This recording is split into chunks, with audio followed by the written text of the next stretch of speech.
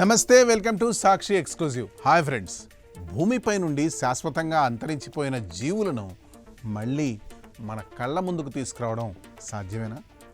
దశాబ్దాలుగా science fiction సినిమాలకే పరిమితమైన D extinction లేదా అంతరించిపోయిన జీవులకు పునర్జన్మనిచ్చే ప్రక్రియ ఇప్పుడు నిజంగా పోతుందా? ఈ ప్రశ్నలకు అవుననే సమాధానం చెబుతున్నారు అమెరికాకు చెందిన జీవ సాంకేతిక సైంటిస్టులు. ఒక విప్లవాత్మక ప్రయోగం ద్వారా అంతరించిపోయిన పక్షి జాతులను తిరిగి భూమిపైకి తీసుకురావడానికి సైన్స్ ప్రపంచం ఇప్పుడు ఒక బలమైన అడుగు ముందుకేసింది. ఆ వివరాలు ఈ వీడియోలో చూద్దాం. వీడియో అయితే ఎక్కడ స్కిప్ అవ్వకుండా చూడండి. టెక్సాస్కి చెందిన ప్రముఖ బయోటెక్నాలజీ సంస్థ కొలోసల్ బయోసైన్సెస్ సైంటిస్టులు ఒక అద్భుతాన్ని ఆవిష్కరించారు. 3D ప్రింటింగ్ టెక్నాలజీ సహాయంతో ప్రయోగశాలలో సృష్టించిన కృత్రిమ అండాలు లేదా కృత్రిమ గుడ్డు పెంకుల ద్వారా డజన్ల కొద్దీ సజీవమైన పక్షి పిల్లలను విజయవంతంగా పొదిగించి సరికొత్త రికార్డును సృష్టించారు.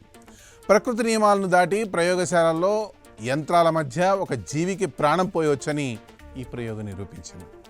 ఈ సరికొత్త సాంకేతికత ఎలా పనిచేస్తుందో పరిశీలిస్తే సైంటిస్టులు మొదట అధునాతన 3D ప్రింటర్లను ఉపయోగించి పక్షుల సహజమైన గుడ్డు పెంకులను పోలిన కృత్రిమ కవచాలను తయారు చేశారు.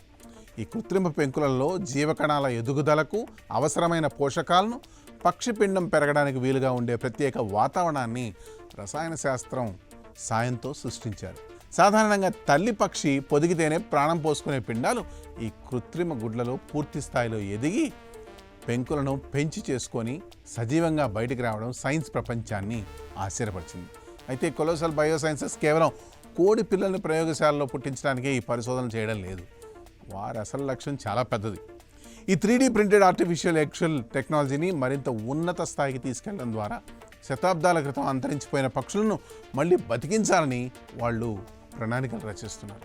ముఖ్యంగా న్యూజిలాండ్ ద్వీపాలలో ఒకప్పుడు జీవించి ప్రస్తుతం పూర్తిగా అంతరించిపోయిన సౌత్ ఐలాండ్ జైంట్ మోవా అనే భారీ పక్షి జాతిని పునరుద్ధరించడమే ఈ ప్రాజెక్ట్ యొక్క ప్రధాన ఉద్దేశం. మోవా పక్షులు ఒకప్పుడు భూమిపై నివసించిన అతి పెద్ద పక్షి జాతుల్లో ఒకటి. ఇవి ఎగరలేవు, కానీ దాదాపు 12 అడుగుల ఎత్తు పెరిగే భారీ శరీరాన్ని కలిగి ఉండేవి. మానవుల వేట, మారుతున్న పర్యావరణ పరిస్థితుల కారణంగా కొన్ని వందల సంవత్సరాల క్రితమే ఈ పక్షులు భూమి మీద నుండి తుడిచిపెట్టుకుపోయాయి. ఇప్పుడు సైంటిస్టులు లభ్యమవుతున్న మోవా పక్షుల అవశేషాల నుండి వాటి DNA సేకరించి జెనెటిక్ ఇంజనీరింగ్ లేదా జన్యు మార్పిడి విధానం ద్వారా ప్రస్తుతం బతికున్న వాటికి దగ్గర పక్షి జాతుల జీవగణాలతో అనుసంధానం చేయనున్నారు. అలా రూపొందించిన జన్యు మార్పిడి పిండాలను ఈ సరికొత్త 3D కృత్రిమ గుడ్లలో ఉంచి పొదిగించడం ద్వారా మళ్ళీ మోవా పక్షులను సృష్టించవచ్చని సైంటిస్టులు భావిస్తున్నారు. ఈ పరిశోధనలపై అంతర్జాతీయంగా మిశ్రమ స్పందనలు అయితే వ్యక్తమవుతున్నాయి. కొలోసల్ బయోసైన్సెస్ సాధించిన ఈ విజయం అద్భుతమైందని స్వతంత్ర సైంటిస్టులు కొనియాడారు. ల్యాబ్లో కృత్రిమ గుడ్ల ద్వారా జీవాన్ని సృష్టించడం వైద్య పశుసంవర్ధక రంగాల్లో కొత్త విప్లవానికి దారితీస్తుందని అంగీకరిస్తున్నారు. కానీ అదే సమయంలో డీ ఎక్స్టెన్షన్ లేదా అంతరించిపోయిన జీవులను తిరిగి తీసుకురావడం అనే భావనపై కొందరు సైంటిస్టులు సందేహాలు వ్యక్తం చేస్తున్నారు.